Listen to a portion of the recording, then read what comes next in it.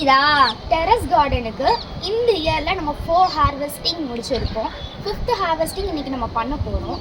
இன்றைக்கி கம்மியாக தான் வெஜிடபிள்ஸ் கிடைக்கும். ஏன்னா 4 ஹார்வெஸ்டிங்கில் நம்ம நிறைய எடுத்தனால 5th ஹார்வெஸ்டிங் கம்மியாக தான் கிடைக்கும். ஸோ 6க்கு நிறைய கிடைக்கணுங்கிறனால ஓல்டு லீவ்ஸ் எல்லாம் கொஞ்சம் ட்ரிம் பண்ணி விட்டுறலாம். அப்போ 6க்கு நிறைய கிடைக்கும்.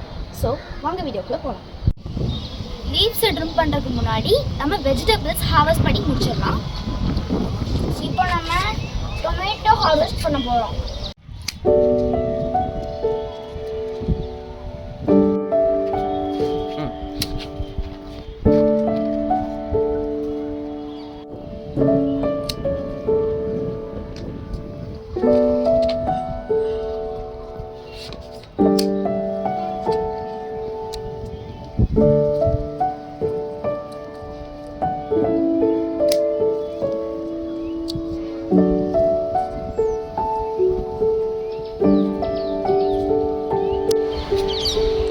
ஃப்ரெண்ட்ஸ், இதுக்கு முன்னாடி நம்ம பண்ண ஹார்வெஸ்டிங்கில் நம்மளுக்கு கத்திரிக்காய் நிறையா கிடச்சிச்சுங்கிறது உங்களுக்கு எல்லாருக்கும் நிறையா தெரியும்.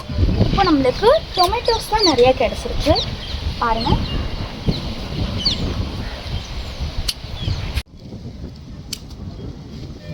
நாட்டு தக்காளிங்க.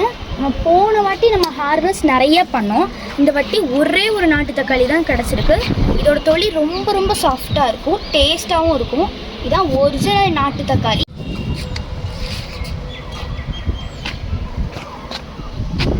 இதை முடிச்சுட்டு நம்ம கத்திரிக்காய் அறுவடை பண்ணலாம். இப்போ நம்ம கத்திரிக்காய் ஹார்வெஸ்ட் பண்ண வந்திருக்கோம்.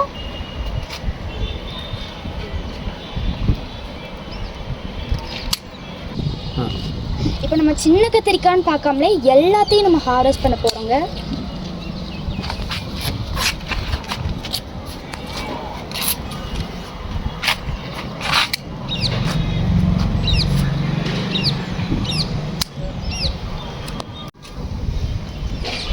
ஊடையில் வெங்காய செடி, பூண்டு செடிலாம் ஒவ்வொரு பிளான்ட்ஸ்குள்ளே நம்ம நட்டி வச்சோன்னா பூச்சி தாக்குதல் வராது.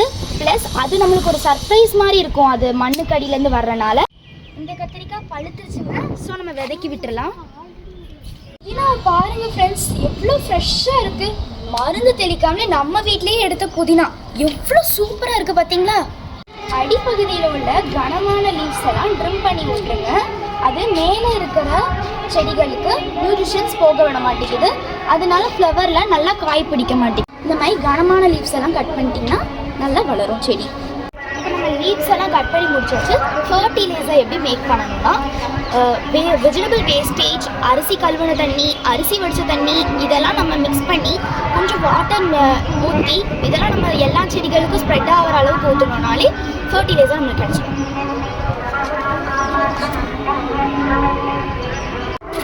இதான் டுடே ஹார்வெஸ்ட். நம்ம இன்றைக்கி ஆக்சுவலி லீவ் கட் பண்ணலான்னு தான் நம்ம வந்திருக்கோம். பட் நம்ம இந்த லீவ்ஸ் வெஜிடபிள்ஸ்லாம் கொஞ்சம் இருந்தனால நம்ம அதை கட் பண்ணி நம்ம 5th ஹார்வெஸ்ட்டாக மாற்றியாச்சு.